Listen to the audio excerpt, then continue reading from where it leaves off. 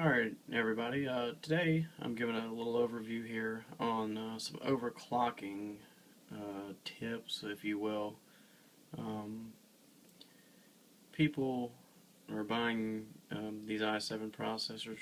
Um, Everybody's looking for ways to overclock them, what's the best way, so on and so forth. And I'm just going to give my advice. I see a lot of stuff, people running 4.2, 4.5 on these Asus boards, so on and so forth. I am running, as you can see, this is a screenshot I took, 4.6 gigahertz with a multiplier of 46. I went into the BIOS, I touched nothing else but the multiplier. I did not mess with core voltages. None of that. It's really easy. I'm using the Intel DX79SI motherboard.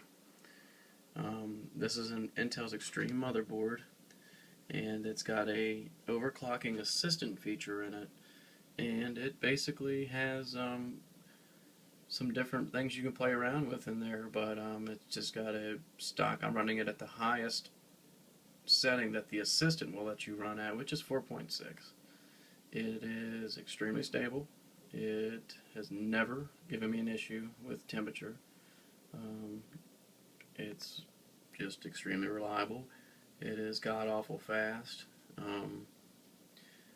Just really good. So I personally, with my cars or anything else, and my PCs too, using factory parts that go together are always going to seem to work better.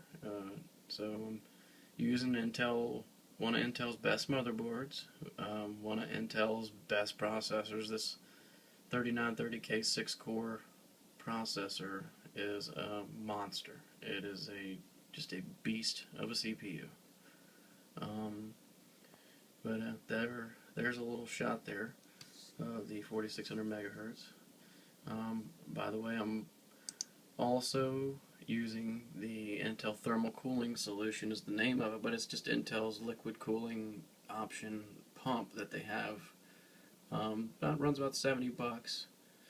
I got super lucky on eBay and I got the 3930K processor for $470. I won that at auction, and normally they're run about $570 and all day long. You're not going to find them under 500 usually. I just got lucky. Anyway, there's right there, this is a current status, processor temp 41C, somewhere in the neighborhood of 100 degrees, not exactly sure. But that's, usually you don't get any kind of warnings until you hit 75, and until you hit 80, you really, it's not any need to worry. So we're half of that. We're running here at 40, no issues.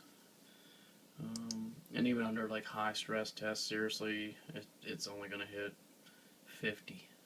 I've seen it get up to 52, and the water cooling solution from Intel works really good. Like I said, just all Intel parts working together. You just seem to get high reliability and things work together. So, okay, you've seen my screenshot of the speed. You've got a little temperature indicator there. This here is a Geekbench score. You could download Geekbench for free. And this is the 32-bit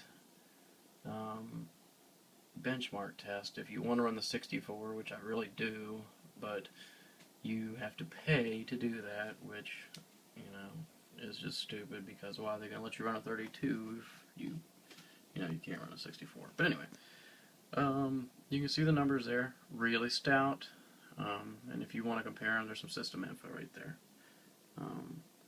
Here's my Intel DX79SI motherboard, running Windows 8 Pro with the Media Center, 64-bit, blah blah blah.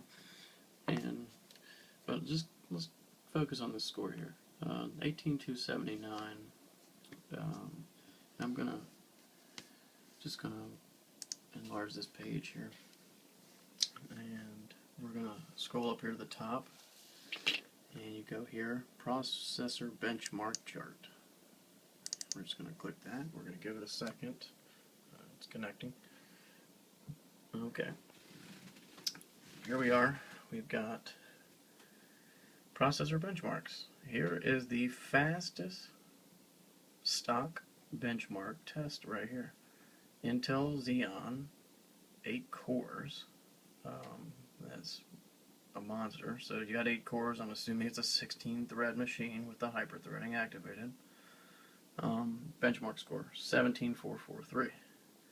There is the 3960X. That is the $1,000 15 megabyte level 3 cache 6-core processor. Underneath, that's my 3930K. 6 cores as well.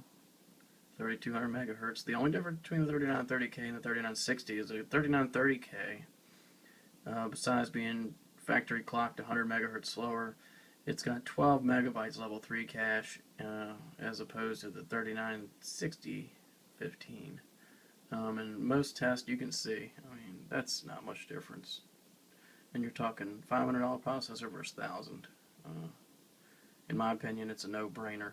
You buy the 3930K, you throw a little bit extra juice to it, and you've got a beast. But anyway, so there's the Xeon 17443. That is the fastest desktop processor. Bottom line, that is the fastest 32-bit benchmark stock there is. And there I am. 4.6 overclock, 18279. Blew it away. Beat it by 1,000. So that's just a little insight there on what you can do with a 3930K processor, Intel DX79SI motherboard. The motherboard runs, you average about 250. You score the processor for 500. You're looking at 750 there, and then you just start to get into what kind of memory and stuff you want to run. I'm running 1600 megahertz, 32 gigabytes Corsair Vengeance, and that stuff works really good.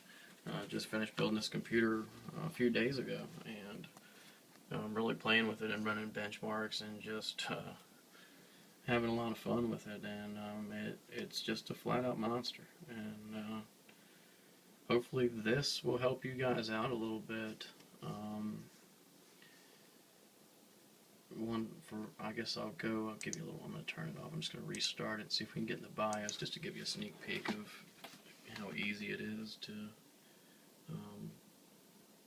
overclock these rigs.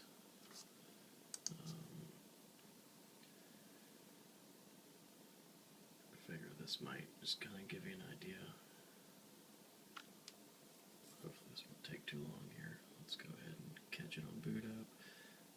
I'm running the solid state drive too, just to kind of let you know what I'm doing. Solid state drives are where it's at 21 times faster than your normal hard drive, 6 gigabytes a second transfer speed, and then when you click on programs, I mean, it's just absurd. It's lightning fast. So anyway, just trying to give you guys a kind of an idea if you're trying to build something really nasty, what to do. Okay, we're in the BIOS. Here is the panel here. You have main configuration. There's your performance, and that's where we can do a little magic. Processor type, there everything is 33.2 gigahertz. Host frequency 100 megahertz. There's my overridden turbo speed at 4.6. And what we'll do is we'll go over here to performance, and I'll show you. You've got these 1x profiles, okay, and you can hit enter. And you've got these 1.25 profiles, and that's just a default ramped up version. You click on those, and what the 125 profile does, if actually, see right there, it kicks your memory up to 2000. So far, I have not been able to overclock this particular memory at all. The system doesn't like it. So I go back to the 1 times profile, and I leave the memory speed alone, 1600 megahertz. But here we are, processor overrides, and the multiplier is the only thing you have to touch with this BIOS. It's awesome. You just hit enter here, and processor core override, I don't touch it. Don't touch it at all. And all that stuff stays the same. But what you can do, you go here, overclocking assistant, you can disable it, and it's going to keep your settings at the right there. It's going to keep all my multiplier settings, but when I disable that overclocking assistant, it actually allows me to get into the processor, and then now I've got access to the core voltage. So I can kick the voltage up a little bit, which I don't do. I'm just kind of new to overclocking,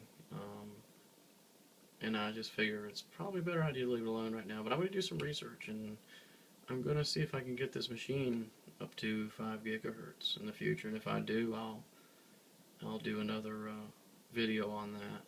But anyway, there's all your stuff here. We'll go to turbo ratio, and I'm just really quick going to see if I can 47, 48, 49, 50. Oh, okay. I haven't tried this yet. Turbo ratio 50. Let's go ahead and do that. Maybe we can get this thing to run at 5 gigahertz here. Let's do it.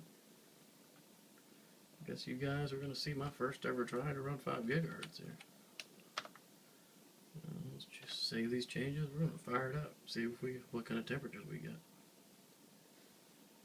I just don't know if it's going to do it with, I don't know if it'll have enough core voltage to do it. Let's see. We're in the post right now. There's Windows. Oh boy. Now the question is, how hot is this thing going to get?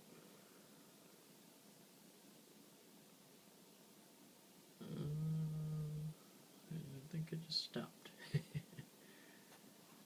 think 5 gigahertz might have been a little much.